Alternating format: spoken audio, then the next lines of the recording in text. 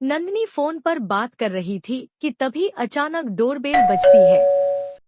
नंदिनी दरवाजे पर जाकर देखती है तो दरवाजे पर सुधीर खड़ा था। सुधीर, तुमने तो कहा था कि तुम 1 हफ्ते बाद आओगे। क्या? कब मैंने ऐसा कहा? अरे तुम भी। नंदिनी अपनी बात पूरी भी नहीं कर पाती कि सुधीर घर के अंदर आ जाता है और बोलता है, अरे नंदनी, तुम भी किन बातों में लगी हो? आज हमारी एनिवर्सरी है। मैं सारे काम छोड़कर तुम्हारे पास आया हूँ और तुम सवाल जवाब करने में लगी हो।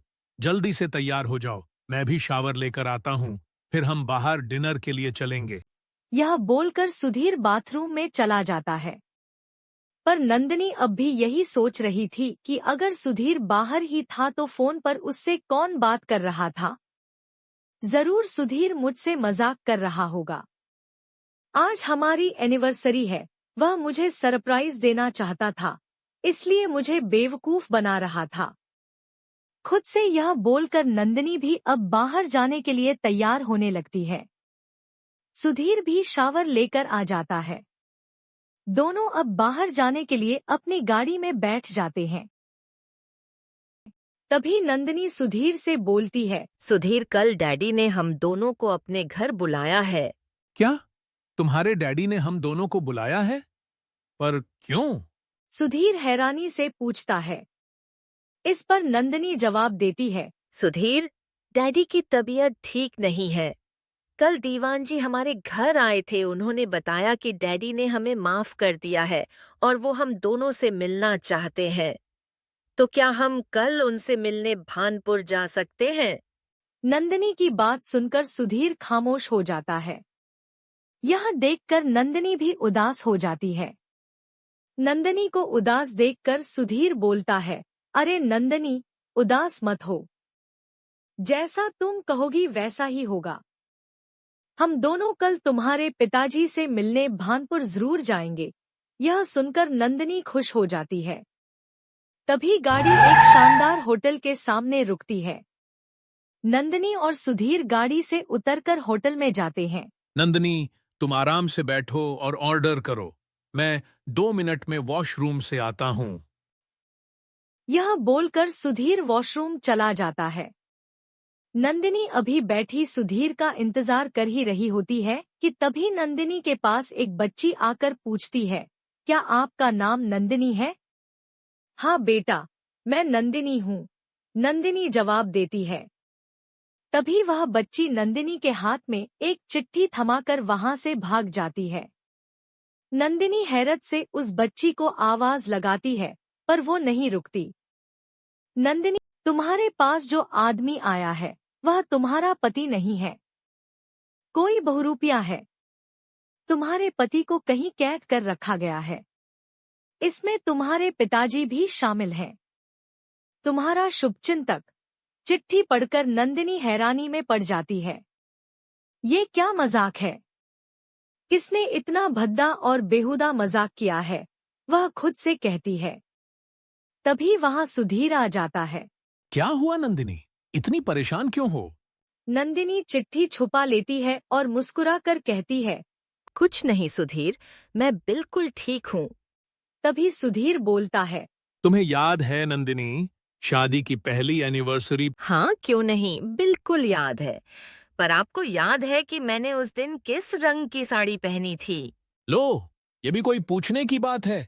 रेड कलर की। ऑफ कोर्स मुझे याद है। सुधीर लापरवाही से जवाब देता है। नंदिनी खामोश हो जाती है और सोचने लगती है, क्या ये कोई बेहुदा मजाक चल रहा है? कौन कर रहा है ये? मेरा पति सुधीर ही है। क्या मैं अपने पति को नहीं पहचानूंगी? मन में खुद से बातें करते हुए नंदिनी अपना डिनर खत्म करती है। डिनर खत्म करके सुधीर और नंदिनी घर वापस आ जाते हैं। अगला दिन होता है। सुधीर और नंदिनी सुबह सुबह तैयार होकर भानपुर के लिए निकल जाते हैं। रास्ते में जैसे ही नंदिनी को दरख्तों की भीनी भीनी खुशबू आती है तो वह बस उसमें खो जाती है। मेरा गांव भानपुर, यही उसकी खुशबू है, यही मैं पली बड़ी। डैडी ने हमेशा मुझे एक प्रिंसेस की तरह रखा, मेरी हर ख्वाहिश पूरी की। जब मैंने डैडी से कहा कि मैं आगे पढ़ने के लिए शहर जाना चाहती हूँ, तो ना चाहते हुए भी उन्होंने मेरी खुशी के लिए हाँ कर दी। कॉलेज में मेरी मुलाकात सुधीर से हुई। जब मैंने डैडी को सुधीर के बारे में बताया, तो वो हमारी शादी के लिए राजी नहीं हुए और मुझे डैडी की मर्जी के खिलाफ सुधीर से शादी करनी पड़ी। पर आज सब कुछ ठीक हो गया है। डैडी की सारी नाराजगी दूर हो गई है। उन्होंने मेरी और सुधीर की शादी को कबूल कर लिया है। आज 3 साल बाद मैं डैडी से मिलूंगी। अब हम फिर से एक परिवार हो गए हैं। इन सब सोचों के साथ नंदिनी आंखें बंद करके गाड़ी में बैठी थी कि तभी गाड़ी के ब्रेक लगते हैं। नंदिनी आंखें खोलकर देखती है तो कार एक आलीशान हवेली के सामने खड़ी थी। सामने नंदिनी की माँ खड़ी थी। माँ को देखकर नंदिनी भागकर उनके गले लग जाती है। माँ, कैसी है आप? मैं ठीक हूँ बेटा, और तुम्हें यहाँ देखकर बहुत खुश भी। डैडी कहाँ है? वो अंदर हैं। तुम दोनों का इंतजार कर रहे हैं। नंदिनी और सुधीर अंदर जाते हैं तो नंदिनी के पिताजी वहाँ बैठे होते हैं। पिता को देखकर नंदिनी खुशी से भागकर उनके पास जाती है। डैडी, आप कैसे हैं? बिल्कुल ठीक बेटा। पर दीवान जी ने बताया था कि आप बीमार हैं। हाँ बेटा, तबीयत अब कुछ ठीक नहीं रहती, पर तुम आ गई हो, अब बिल्कुल ठीक हो जाऊंगा। कैसे हो सुधीर बेटा? आने में कोई परेशानी तो नहीं हुई? नंदिनी के पिताजी सुधीर से पूछते हैं। नहीं डैडी, कोई परेशानी नहीं हुई। भानपुर में तो सभी लोग आपको जानते हैं। इस पर नंदिनी के पिताजी मुस्कुराते हैं और बोलते हैं। हाँ बेटा, पुश्तों से हम लोग यहाँ पर जमींदारी कर रहे हैं, इसलिए गांव का बच्चा बच्चा हमें जानता है। तुम लोग थक गए होगे, जाकर आराम करो। नंदिनी बेटा, तुम्हारा कमरा साफ करवा दिया है। यह सुनकर नंदिनी बोलती है, जी डैडी। सुधीर और नंदिनी अब ऊपर वाले कमरे में चले जाते हैं। नंदिनी बहुत थक गई थी। वह सुधीर से कहती है, पहले आप फ्रेश हो जाइए, मैं बाद में जाऊंगी। यह बोलकर वह कुर्सी पर बैठ जाती है और थकान से उसे पता ही नहीं चलता कि कब उसकी आंख लग जाती है। अचानक नंदिनी की आंख खुलती है तो वह देखती है कि शाम हो गई थी। वह इधर-उधर देखती है तो सुधीर पास नहीं होता। वह नीचे उतरकर जाती है तो नंदिनी के पिताजी के कमरे से सुधीर और उसके पिताजी की बातें करने की आवाज आ रही थी। नंदिनी नजदीक जाकर सुनती है तो उसके पिताजी सुधीर से कह रहे होते हैं। नंदिनी को बिल्कुल भी शक तो नहीं हुआ? सुधीर जवाब देता है, नहीं, बिल्कुल नहीं। इस पर नंदिनी के पिताजी बोलते हैं। बहुत अच्छे, तुम उसको ऐसे ही उलझा के रखो, हम सब संभाल लेंगे। यह सुनकर नंदिनी के चेहरे पर खौफ नजर आता है। क्या? ये डैडी किस बारे में बात कर रहे हैं? जबकि वो तो उससे पहली बार मिले हैं। नंदिनी बहुत अरे नंदिनी बेटा। नंदिनी सामने देखती है तो उसकी माँ खड़ी थी। नंदिनी बस अभी माँ, थोड़ी देर पहले। सुधीर कहाँ है माँ? सुधीर तो डैडी जी के साथ है बेटा। तुम सो रही थी तो सुधीर को डैडी ने बुला लिया। बहुत प्यारा लड़का है बेटा, मैं तो हमेशा से जानती थी। पर अच्छा है, अब तुम्हारे डैडी को भी समझ आ गया। तुम डैडी के रूम में जाओ। यह बोलकर माँ वहाँ से चली जाती है। खाना लगता है। सभी लोग खाने की टेबल पर आ जाते हैं। नंदिनी अभी भी सुधीर और अपने पिताजी के बीच हुई बातचीत के बारे में सोच रही थी कि तभी नंदिनी के कानों में उसके पिताजी की आवाज आती है। नंदिनी बेटा, तुम सुधीर को कल बाहर लेकर जाओ और अपना गांव घुमाओ। मुझे यकीन है सुधीर को बहुत अच्छा लगेगा। पिताजी की बात सुनकर नंदिनी बोलती है, जी डैडी, क्यों नहीं। खाना खत्म करके सब लोग अपने अपने कमरे में सोने के लिए चले जाते हैं। नंदिनी अभी भी नीचे ही बैठी थी। नंदिनी को अकेला बैठा देखकर माँ उसके पास जाती है और पूछती है, क्या हुआ नंदिनी बेटा, यहाँ अकेले क्यों बैठी हो? बहुत देर से देख रही हूँ कि तुम कुछ परेशान हो। कुछ हुआ है क्या? माँ की बात सुनकर नंदिनी बोलती है, नहीं माँ, कुछ नहीं। बेटा, कुछ भी बात है तो तुम मुझे बता सकती हो। मैं तुम्हारी सगी माँ नहीं हूँ, पर मैंने हमेशा तुम्हें अपनी बेटी समझकर ही प्यार दिया है। अरे माँ, आप ऐसा क्यों बोल रही हैं? मेरे लिए आप सगी माँ ही हैं। मैं जानती हूँ कि आप मुझे बहुत प्यार करती हैं। तो बताओ बेटा, क्या हुआ? सुधीर से झगड़ा हुआ है क्या तुम्हारा? ये सुनकर नंदिनी थोड़ी देर के लिए चुप हो जाती है और फिर पूछती है। माँ, मुझे आपसे कुछ पूछना है। क्या डैडी और सुधीर? नंदिनी अपनी बात पूरी भी नहीं कर पाती कि वहाँ डैडी आ जाते हैं। इतनी रात गए तुम दोनों क्या बातें कर रही हो? डैडी की आवाज सुनकर नंदिनी खामोश हो जाती है। इतने में माँ बोलती है। कुछ नहीं, मैं और नंदिनी बस बीते समय को याद कर रहे थे। इस पर पिताजी बोलते हैं। अरे, पर अब बीते समय को याद करने की क्या जरूरत है? अब सब ठीक है। हम सब मिलकर फिर से एक खुशहाल जिंदगी जिएंगे। नंदिनी बेटा, तुम थक गई होगी, जाकर आराम करो। पिताजी की बात सुनकर नंदिनी माँ और पिताजी दोनों को गुड नाइट बोलकर ऊपर अपने कमरे में आ जाती है। ऊपर आकर देखती है तो सुधीर सो रहा था। नंदिनी भी सो जाती है। सुबह होती है। नंदिनी और सुधीर दोनों नाश्ता करके गांव में घूमने के लिए निकलते हैं। तभी हवेली के बाहर नंदिनी को दीवान काका मिलते हैं। नंदिनी को देखकर वो बोलते हैं। नंदिनी बेटा, दामाद जी के साथ बाहर जा रही हो? नंदिनी जवाब देती है। जी दीवान काका। इस पर दीवान जी अपनी जेब से कुछ रंग बिरंगी टॉफियां निकालकर नंदिनी को देते हुए बोलते हैं। लो बेटा, तुम्हें बचपन से ही ये टॉफियां बहुत पसंद है ना, जो मैं तुम्हारे लिए लाया करता था। उन रंग बिरंगी टॉफियों को देखकर नंदिनी की आंखों में जैसे चमक सी आ जाती है। अरे वाह काका, आपको आज भी याद है। ये बोलकर नंदिनी झट से टॉफियां दीवान जी के हाथ से उठा लेती है। सुधीर और नंदिनी अब गांव में घूमने के लिए निकल जाते हैं। रास्ते में सुधीर नंदिनी से पूछता है। लगता है दीवान जी इस घर के बहुत खास हैं, जो तुम्हारी बचपन की पसंद भी उन्हें पता है। ये सुनकर नंदिनी बोलती है, हाँ बिल्कुल, मैं दीवान काका की गोद में बहुत खेली हूँ।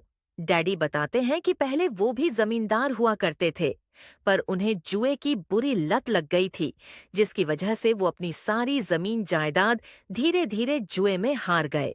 उनसे परेशान होकर उनकी पत्नी भी उन्हें छोड़कर अपने बच्चे के साथ चली गई। जब तक दीवान काका को होश आया, वो अपना सब कुछ खो चुके थे। तब से वो डैडी के पास हैं और दीवान की नौकरी कर रहे हैं। ये सुनकर सुधीर बोलता है। ओह, सैड स्टोरी। इसके बाद दोनों ही कुछ देर के लिए खामोश हो जाते हैं। नंदिनी और सुधीर पूरा दिन गांव घूमते हैं और शाम होते ही घर की ओर चल देते हैं। रास्ते में नंदिनी सुधीर से बोलती है। सुधीर, मुझे तुमसे कुछ जरूरी बात करनी है। हाँ नंदिनी, क्या हुआ? क्या कहना चाहती हो? क्या आप और पिताजी कल से पहले भी कभी मिले हैं? ये सुनकर सुधीर के चेहरे का रंग उड़ जाता है। वो बहुत घबरा जाता है। क्या पहले पहले कब? मतलब क्या है तुम्हारा? सुधीर हिचकिचाते हुए पूछता है। तभी फोन की घंटी बजती है। सुधीर फोन उठाता है। हाँ डैडी, हम लोग बस पहुंचने ही वाले हैं, बोलकर सुधीर फोन काट देता है। तभी नंदिनी पूछती है। क्या हुआ सुधीर? सुधीर जवाब देता है। तुम्हारे डैडी का कॉल था, हम कितनी देर में पहुंचेंगे पूछ रहे थे। थोड़ी ही देर में सुधीर और नंदिनी घर पहुंच जाते हैं। नंदिनी जैसे ही हवेली के अंदर आती है तो चारों तरफ अंधेरा ही अंधेरा था। नंदिनी हैरत से सुधीर से बोलती है। ये क्या हुआ? इतना अंधेरा क्यों हो रहा है? सब कहाँ है? तभी जोर जोर से आवाजें आती हैं। Happy birthday to you. Nandini के सामने उसकी माँ, पिताजी, दीवान जी और नंदिनी की सहेली सुमन खड़े थे। तभी नंदिनी को याद आता है। अरे हाँ, आज का दिन मैं कैसे भूल गई।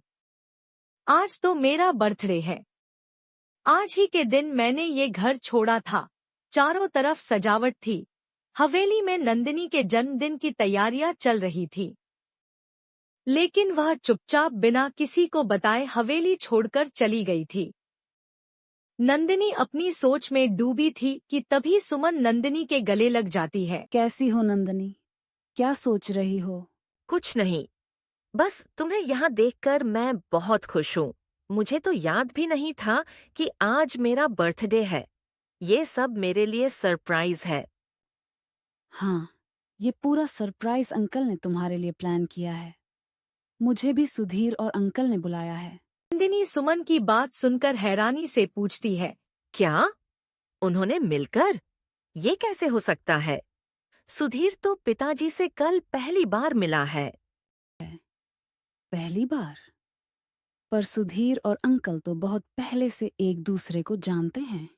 नंदिनी और भी घबरा जाती है। तभी वहाँ सुधीर आ जाता है। अरे भाई, माना तुम दोनों बहुत दिनों बाद मिली हो, पर नंदिनी, केक तो काट लो। सब इंतजार कर रहे हैं। बातें बाद में करते रहना। सुधीर की बात सुनकर नंदिनी केक काटने चली जाती है। पार्टी खत्म होती है। सब लोग अपने अपने घर चले जाते हैं। नंदिनी सुमन को लेकर एक अलग कमरे में जाती है और बोलती है। सुमन, तुमने अभी थोड़ी देर पहले कहा था कि सुधीर और डैडी एक दूसरे को पहले से जानते हैं। तुम्हें कैसे पता चला कि वो दोनों एक दूसरे को पहले से जानते हैं? ये सुनकर सुमन थोड़ा हिचकिचाते हुए बोलती है। नंदिनी, क्या तुम इस बारे में नहीं जानती थी? नंदिनी हैरत से पूछती है। नहीं सुमन, मुझे नहीं पता। तुम मुझे बताओ कि तुम इस बारे में क्या जानती हो। ज्यादा कुछ नहीं। तुम्हारे घर छोड़ने के बाद मैं तुमसे मिलने हवेली आई थी। यहाँ आकर पता चला कि तुमने घर छोड़ दिया है और अपने पिता की मर्जी के खिलाफ शादी कर ली है, और अब तुम्हारे बारे में कोई नहीं जानता कि तुम कहाँ हो। ये जानकर मैं वापस चली गई। अभी पिछले कुछ दिनों पहले मैं एक दिन रेस्टोरेंट में बैठी थी, तो वहां मैंने सुधीर और तुम्हारे पापा को साथ में देखा। मुझे नहीं पता था कि सुधीर तुम्हारा पति है। मैं अंकल को हेलो बोलने गई तो अंकल ने मुझे सुधीर से यह बोलकर मिलवाया कि वो उनका बिजनेस पार्टनर है। फिर अचानक 4 दिन पहले अंकल और सुधीर मेरे घर आए और मुझे तुम्हारे बर्थडे के लिए इनवाइट किया। मुझे तब भी नहीं पता था कि सुधीर तुम्हारा पति है, पर आज जब मैं भानपुर आई तो मैंने तुम्हारे दीवान अंकल से तुम्हारे बारे में पूछा, तो उन्होंने बताया कि तुम अपने पति सुधीर के साथ बाहर गई हो। उनसे मुझे पता चला कि सुधीर तुम्हारा पति है। सुमन अपने बैग से अपना मोबाइल निकालती है और नंदिनी को सुधीर और नंदिनी के पिताजी का रेस्टोरेंट में साथ बैठा हुआ फोटो दिखाती है और कहती है, देखो नंदिनी, उस दिन मैं अपना सेल्फी ले रही थी, तब गलती से मुझसे अंकल और सुधीर का फोटो भी क्लिक हो गया था। नंदिनी अब सन्न खड़ी थी। उसको समझ नहीं आ रहा था कि यह सब क्या हो रहा है। नंदिनी को परेशान देखकर सुमन पूछती है, नंदिनी, क्या हुआ? कोई परेशानी है क्या? अगर कुछ मुश्किल है तो तुम मुझे बता सकती हो। नंदिनी बोलती है, नहीं, कुछ नहीं सुमन, सब ठीक है। मैं बिल्कुल ठीक हूँ। तुम आराम करो, लंबा सफर करके आई हो, थक गई होगी। हम सुबह मिलते हैं। यह बोलकर नंदिनी अपने कमरे की ओर चल देती है, लेकिन उसके मन में हजारों सवाल थे। यह सब क्या हो रहा है? डैडी और सुधीर मुझे बिना बताए छुप छुप कर क्यों मिल रहे थे?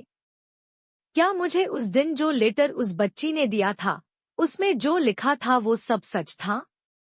कौन है जो मुझे सच जानने में मदद करेगा? किससे पूछूं?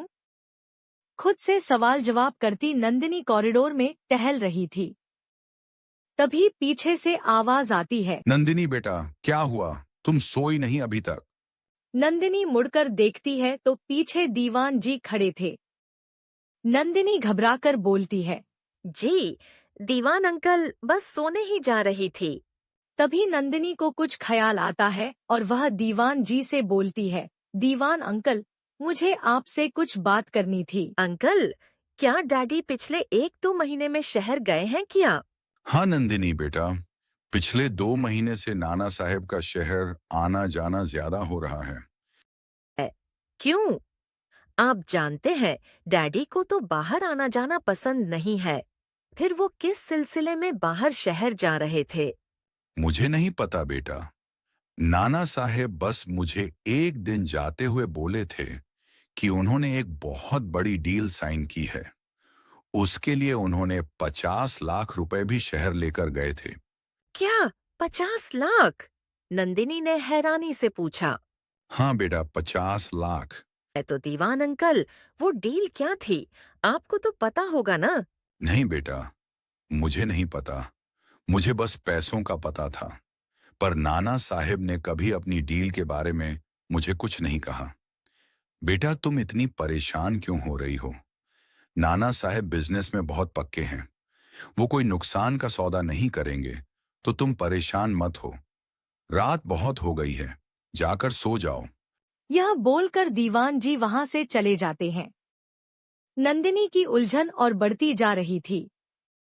उसको समझ नहीं आ रहा था कि वो तो एक सिंपल लाइफ जीने वाली साधारण सी लड़की है, फिर यह सब क्या हो रहा है उसकी जिंदगी में। नंदिनी कमरे में आकर देखती है तो सुधीर सो रहा था। नंदिनी का दिल हुआ कि उसको उठाकर अभी के अभी वह सारा सच पूछे, पर नंदिनी रुक जाती है और खुद से बोलती है वह खुद ही जाकर पूरे सच का पता लगाएगी। सुबह होती है। सब लोग सुबह का नाश्ता करते हैं।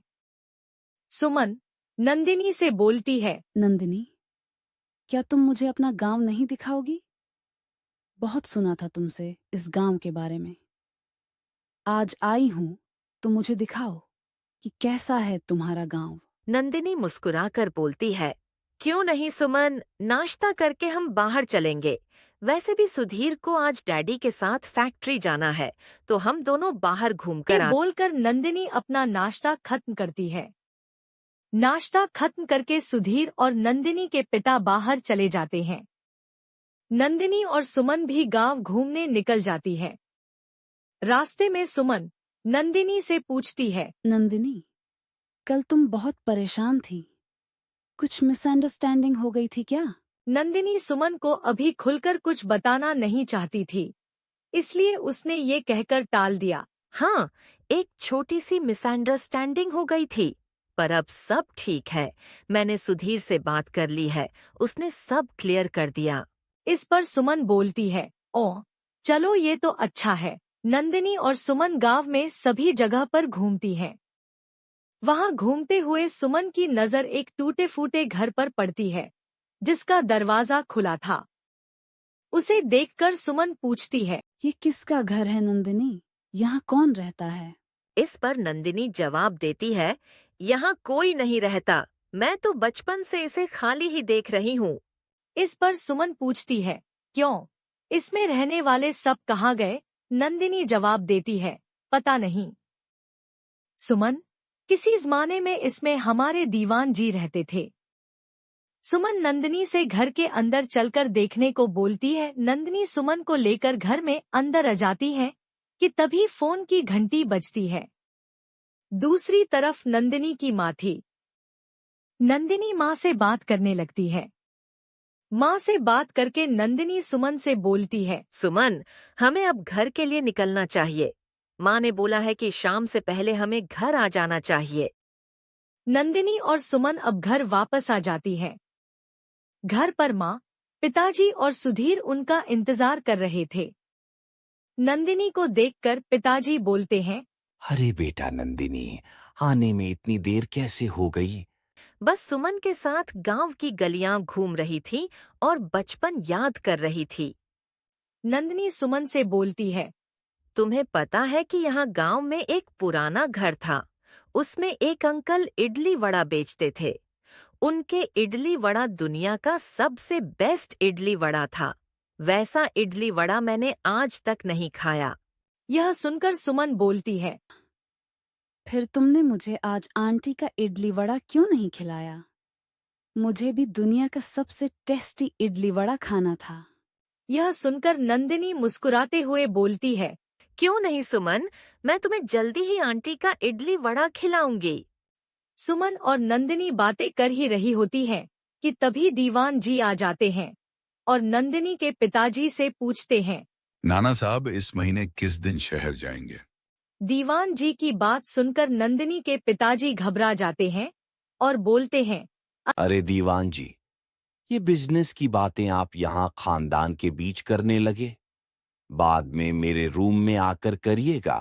अभी मैं परिवार के साथ समय बिताना चाहता हूँ। नंदिनी अपने पिताजी और दीवान जी की बातों को ध्यान से सुन रही थी। रात होती है। दीवान जी नंदिनी के पिताजी से बात करके अपने घर के लिए निकल रहे होते हैं।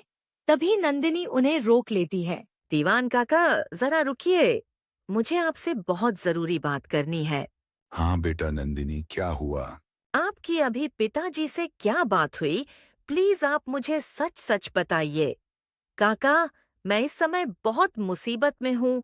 समझ नहीं आ रहा कि किस पर यकीन करूँ। आप मेरे पिताजी जैसे हैं। प्लीज आप मेरी मदद करें। हाँ क्यों नहीं बेटा, मैं भी तुम्हें अपनी बेटी ही मानता हूँ। बताओ बेटा, मैं तुम्हारी क्या मदद करूँ? तो बताइए, डैडी से आपकी क्या बात हुई? बेटा, मैं इस घर का बहुत पुराना नौकर हूँ और मैं नाना साहब के साथ गद्दारी नहीं कर सकता। मुझे माफ कर दो बेटा। नंदिनी दीवान जी की बात नहीं सुनती और उनसे बार बार अनुरोध करती है। इस पर दीवान जी बोलते हैं। बेटा नंदिनी, मुझे शक है कि ये आदमी जो तुम्हारे साथ तुम्हारा पति बनकर रह रहा है, ये कोई बहुरूपिया है। क्या क्या बोल रहे हैं काका? हाँ बेटी, मैं सच बोल रहा हूँ। लेकिन आप ये बात कैसे कह सकते हैं? आप तो सुधीर को जानते भी नहीं।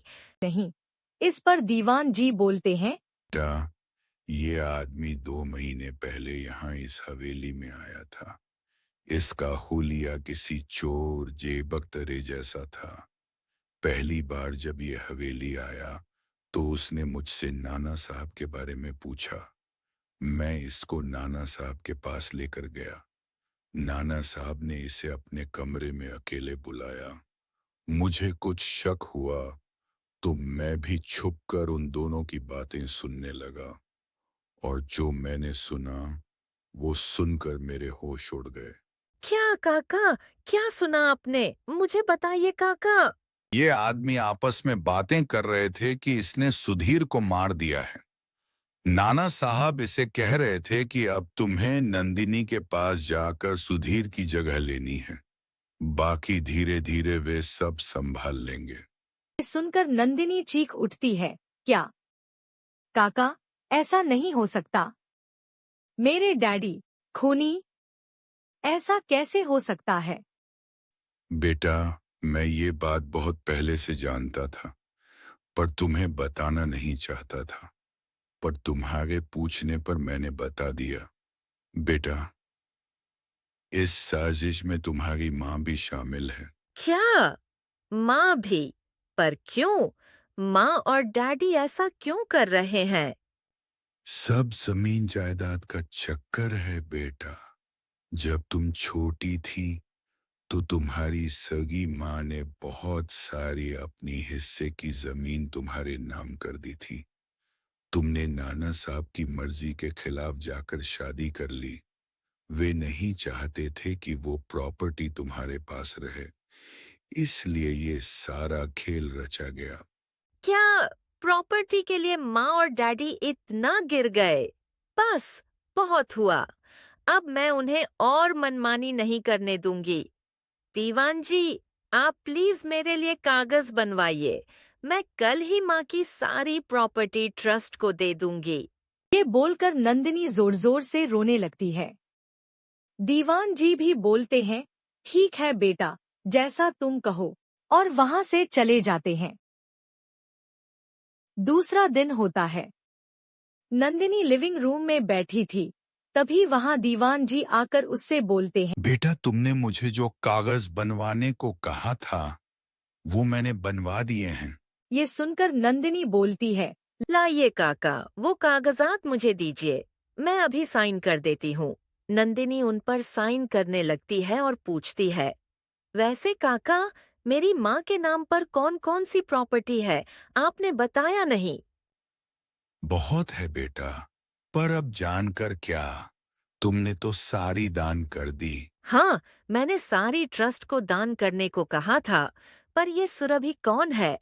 ये सुनकर दीवान जी एकदम घबरा जाते हैं और बोलते हैं, अरे, या ये कोई गलत पेपर आ गए बेटा, इधर दिखाओ, मैं अभी सही लेकर आता हूँ। नहीं काका, पेपर तो बिल्कुल सही है, गलत बस आपकी नीयत है, ये मैं जान चुकी हूँ। क्या बेटा, इतनी सी बात के लिए तुम मुझ पर शक कर रही हो? काका, बात इतनी सी थी तो आप मुझे ऐसे ही बोल देते। शायद मैं आपको ऐसे ही सब दे देती। आपको इतना सब करने की क्या जरूरत थी? काका, आपने बताया नहीं कि मेरे नाम पर कौन कौन सी प्रॉपर्टी है। चलिए, मैं बता देती हूँ।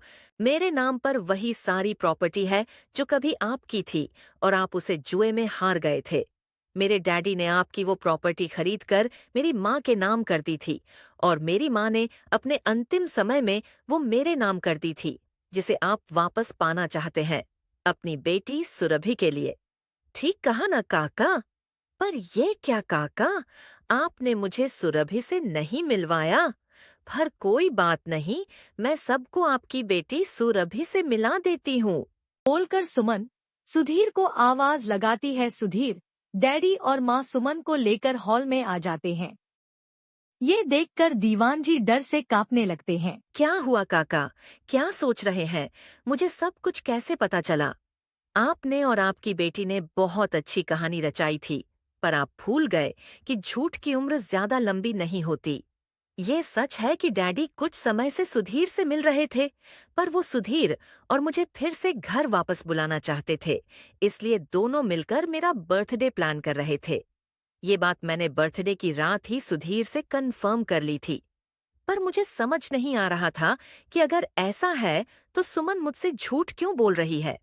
फिर उस दिन जब मैं सुमन के साथ गांव घूमने गई, तो वहां उसने दीवान जी के घर के अंदर जाने की जिद की। वहां वो जिस तरह पूरी चीजों को उठा उठाकर देख रही थी, मुझे हैरत हुई। और सबसे चौंकाने वाली बात ये थी कि सुमन इधर उधर पड़ी चीजों को उठाकर बिल्कुल उन्हीं जगहों पर रख रही थी जहां वो सालों पहले रखी होती थीं। ये देखकर मैं समझ गई थी कि सुमन वो नहीं है जो वह खुद को बताती है।